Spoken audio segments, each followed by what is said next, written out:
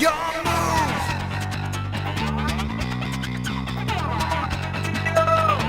is going on, you guys? Bashtian here, and today we're coming at you with my updated DDD deck profile. So DDD actually got some low-key under the radar support out of Ghosts from the Past that I did not really know about. I'm not gonna lie to you guys, I did not know about this until I actually saw. I was looking through TCG players trying to find if I could actually play the what's it called, Super Doom King version of DDD, which is makes your opponents untargetable, indestructible. If they battle, you win every battle. So that was another route I was trying to go ahead and take DDD, but I came across this card and actually it made me think, this is the way.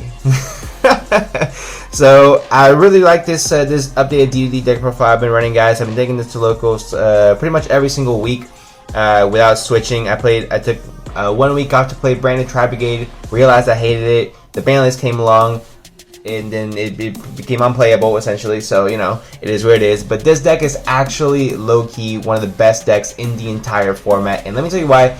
It plays searchable cards that are immediate floodgates for the best decks in the format. So it is an anti-meta deck. It is a anti-meta meta deck. There we go, that's what we're gonna call it. So without further ado, guys, if you guys do enjoy this video, go ahead and like down below, comment down below what your favorite DDD monster is. A challenge for you, and let's go ahead and get started off with the monsters. So this is going to be I believe actually it's a 43 card deck. I did add one card recently that I thought was really crucial for the strategy. So start off with the monsters, guys. We play triple of the DD Savant Copernicus. I really want to go ahead and wait until I actually got the updated rarity for these guys. Ultra rare, they look fantastic. Thank you, Konami, for getting us this. And actually the entire deck is extremely budget. You can pretty much pick up the entire deck for like 40 bucks, 50 bucks. And that's already including a lot of the side cards, not excluding hand traps. So you can play this without hand traps as well. So really good deck, and really budget as well. You can make it budget anyway. 3 copies of DD Savant Kepler. Pretty much already knows what this guy does. On summon, you get to go ahead and search a Dharc contract. And it has another effect, but doesn't really come up too often, to go ahead and I believe bounce another DD card you control. Next we play 3 copies of DD Gryphon, the god card of the deck. There's 2 reasons why DD is competitive: is Gryphon and then Gilgamesh in the extra deck as well. Just pretty much phenomenal cards that are the heart and soul of the entire deck. So triple Gryphon, of course, necessary, does pretty much everything for the deck. 3 copies of the DD Swirl Slime. This is the reason why DD can go ahead and play around so many hand traps. I was playing up against this guy at my locals recently, and he ashed me, and yes, I had bricked. Yes, I had bricked. And I couldn't do anything else, and he was surprised because he thought that, you know, DDs can actually play around a lot of hand traps, which is very true. Normally I have seen myself play around multiple interruptions, not just hand traps, maybe 3, 4, 5 interruptions at the same time. This deck plays extremely well around Droll and Lockbird, which with Trickstar Light Stage going to 2, I would imagine there's going to be quite a few Trickstar players of Bruin, like myself as well. So be on the lookout for that as well. But this card actually plays, this deck itself plays around Droll and Lockbird extremely well. You don't really need to search to go ahead and make out your big combo. You just need 1 search and you're done. So really good as far as that goes as well. You have your double Orthros. So I've gone on record multiple times saying that playing more than one of these doesn't really make sense. However, I was wrong. It's okay to be wrong. It's okay to be wrong as long as you admit it. So anyway, I'm no longer at fault. I played double DD Orthros, and the reason for this is because I saw myself losing really hard to Lightning Storm and Raigeki. So what are those? Those are spell cards. And what do you need to negate spell cards? You need Siegfried, the freaking level 8 DD synchro monster. So you need 2 of these, so you can go ahead and make sure that you're able to go ahead and make your Siegfried with your opening turn board as well, at least in games 2 and 3. Game 1, if you can't make it, I don't think it's as big a deal. You just go ahead and make out your big combo with Wave High King Ceasar and your Deus Machinex and whatever other junk you're able to get on board, depending on what cards you have in your hand. Now time for the fun little one-ofs. Your 1 DD Savant Thomas Godlike card. 1 Oblivion Abyss King Ragnarok, godlike card. 1 DD Wave 0 King Rage, godlike card. 1 Cerberus, necessary, you know, for very niche scenarios, but it's still necessary.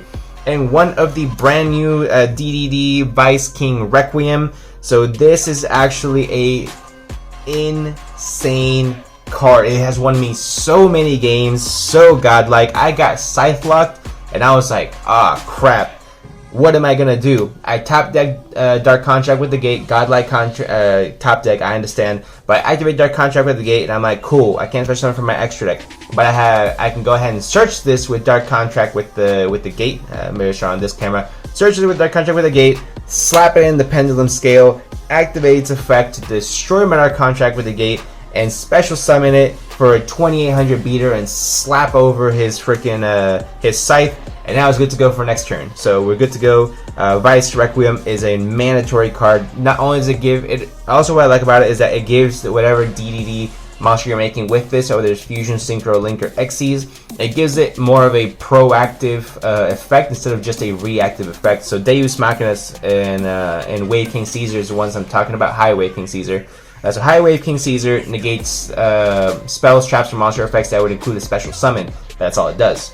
Make it with this potentially, because you can make this a level 6, and then it can also pop a monster your opponent controls by shuffling back a Dharc Contract from your field or graveyard. So really good effects. Adding that to Deus Machinex as well is absolutely just bananas. So really phenomenal card coming out of Ghost from the past.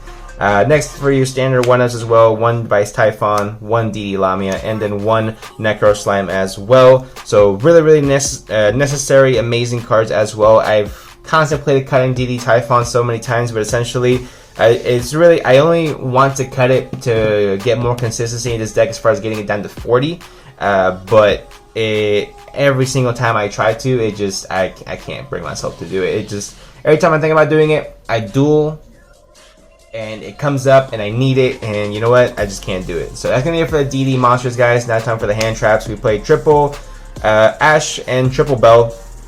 Ash stops branded fusion, even around branded loss, perfectly fine because you're negating the effect that sends cards. You're not negating the fusion, so you're good to go.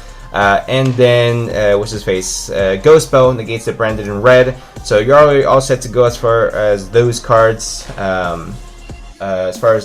Go. So I'm just talking about pretty much Branded Despot because it is going to be pretty much the best deck in the format, so you gotta be prepared for that as well. And then Ash Blossom pretty much covers any deck you're going to be going up against also. And that's going to be it for the monsters, guys. Now on to the spells. So for the spells, we actually got a lot of really cool rarity upgrades as well, with triple Dharc Contract with the Gates, 1 Dharc Contract with the Swamp King, 1 Dharc Contract with Patent License. So this is one of the searchable floodgates for any type of shenanigans going on with your opponents, no matter what they're playing, whether it's Sword Soul, whether it's Despia, whether it's whatever. As long as they play cards in the extra deck, this card is searchable floodgate. Basically what it allows you to do is if your opponent special summons a monster of the same type you control, and that is not Fiend, or Warrior, or Psychic, that's not what it's referring to. It's referring to Synchro, Xyz, Link, Fusion, things like that. Then you get to go ahead and burn them for 1000, and then they are not allowed to go ahead and special summon that type for the rest of the turn. So all you need to do if you're going up against Branded Despia is end on a Genghis, big or small, because we don't play Dharc, or D-Arc, whatever you want to call it, the card's trash. And then you're good to go from there. Next one, Dharc Contract with the Swamp King, 1's all you need. You only play 3 fusions in the extra deck, so really not much necessary than that. And Dharc Contract with the Gate is the God card. Thank you so much, Konami, for writing cards as they are. Although I feel like Declan Akaba activated 2 of these, and these are the hard ones per turn, so you know, there's something's fishy about that as well. I am watching Arc V for the first time currently, so I tried to watch it multiple times before, but it just didn't really sit right with me. It just felt too childish, if I'm being perfectly honest with you. But once I really just pushed through it, it's not bad. It's not bad. But anyway, we played triple Piri Reis Map. This is like a $3 or $4 secret rare, and it is definitely worth each and every single cent. What it allows you to do is activate, start your main phase 1, search a monster with 0 attack, add it to your hand, and then half your life points.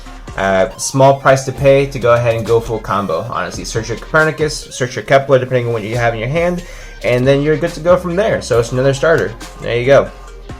Let's see. Triple Tactics Talents. This card is 3 banned cards all in one. Or I should say 2 banned cards all in one, because now Change of Heart is legal. So essentially, I love to play as going first or second. If I'm going second, then I love to play this as well, because they're most likely still going to go ahead. I'm going to normal summon my Kepler. They're going to go ahead and activate their Baron, negate, and I would say, great, give me your Baron, and then we go off from there. So, Triple Tactics Talent is just a phenomenal card regardless of what, which way you're going first or second. So, really, really good card overall. And I did actually try to find a space for Change of Heart in here, but there's just no space for this man. 1 Call by the Grave and 1 1-for-1. 1-for-1 is going to be a free starter for you, and then Call by the Grave is Call by the Grave. Should be banned, but it's not. It is where it is. Next, we're going to go on to the traps. So for the traps, pretty much stay consistent for the entire duration of the time playing this deck. We play 1 DDD Headhunt and 1 Dark Contract with Eternal Darkness. This card denies your opponent from playing Branded Despia and denies your opponent from playing Sword Soul. This card just says no. You play this card and your main deck is godlike, so good. Basically, what your opponent, this card says, it says a whole bunch of other stuff as well, but it also says your opponent cannot use monsters on the field for a fusion, synchro, or XZ summon. Which means even if we're up against like a Utopia deck, no. Zodiac, no, it doesn't matter. Which Tri-Brigade Zodiac is a really, really cool deck, which I will get into in just a few more episodes down the line. But overall, this card is just phenomenal. So really, really good card. Prevents your opponent from tribute summoning. Godlike against Fluanderies as well. You know what? This card just wins you games. Essentially, if I could start off with it in my opening hand, all you need to do is have 2 DD cards in your pendulum zones. Name an easier requirement than that.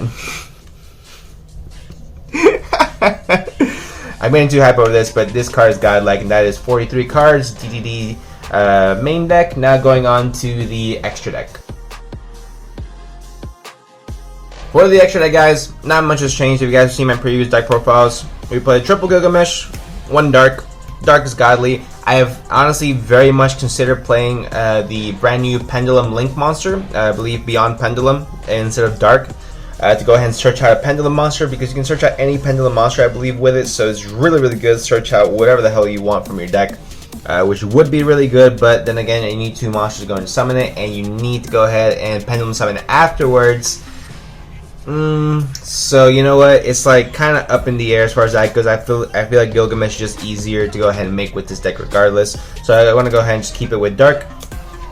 For the XCs, play 1 Wave King Ceasar, 1 DD Marksman King Tell, 1 Wave High King Ceasar, double Deus Machinex, and then 1 double A Zeus Arsenal Thunder Diviner Zeus Sky Thunder God card. Anyway, that's it for the XCs and the links. Now for the fusions and synchros, we play again just 3 fusions. It's all you need. If you play any more than this, I disagree. Then for synchros, again, just these 2 is all you need. If you play more than these, I also disagree.